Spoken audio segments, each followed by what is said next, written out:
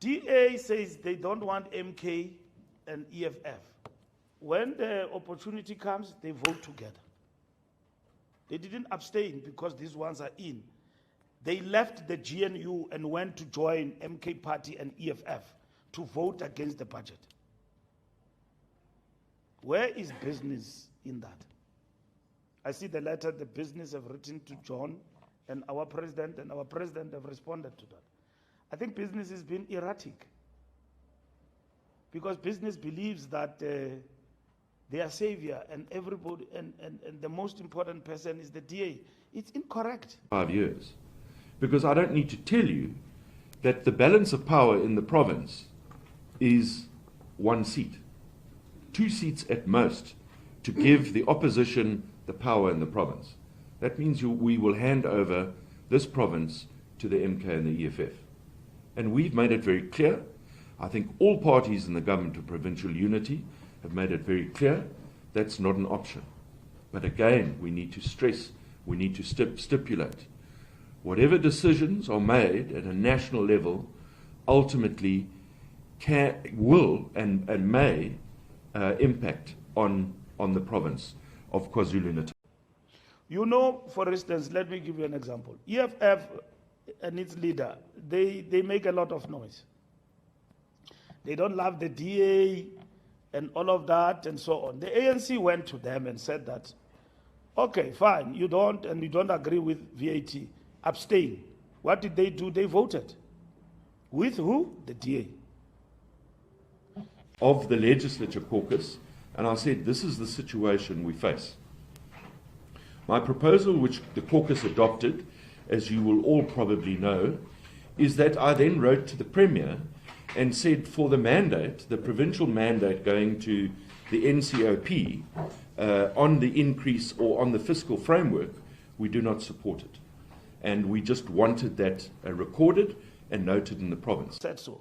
Even our allies, COSATU, Communist Party, everybody.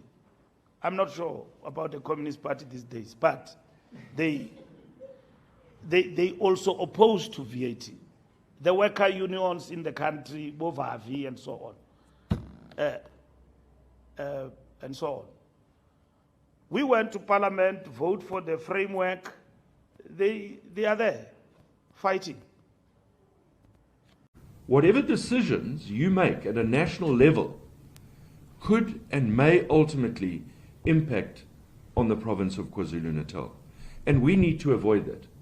We've given the people, the voters, and the citizens of this province the undertaking that we will protect them and we will ensure that this government of provincial unity is the government that will govern for the next 5 years. DA says they are going to court to challenge the budget. All right? DA, you are asking me that they are in government.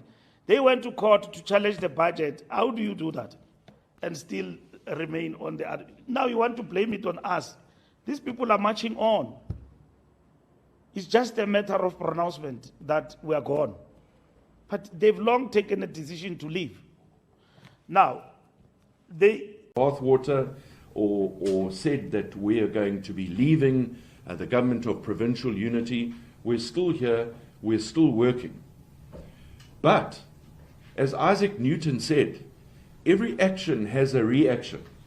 So when things happen at a national level, it does impact on the province. And this is why we're saying, use KwaZulu-Natal. If you want to look at a model that's working, this is a model that's working. Now, they go to court. Malema supports them to go to court on the budget. He doesn't even tactically retreat from that. And then he's duping South Africans that, no, he's anti-DA, and then they must leave, and then this and that. We are not kids. Maybe they're in EFF where they meet. They can dupe each other there. Not Tina. No, we could never find ourselves, joining a case, for instance, with the DA. We're not lazy thinkers. We understand the procedures and the unprocedural processes that were followed and were supposed to have been followed. And from where we are, we have a different angle of how we're going to approach it, and that will then be shared with South Africans, or rather, surface of South Africans when we lodge our papers. So the Mayor's party, Action SA, concluded a coalition agreement with the ANC and the EFF. In September last year. She was my deputy mayor. In office, she's tried to take credit for work done by the DA and our coalition partners long before she even entered politics. In government, the DA and our partners had a mission to build a capital city that works for all of its people, starting with the improvement of the city's financial position without raising rates and taxes above what ordinary people can afford.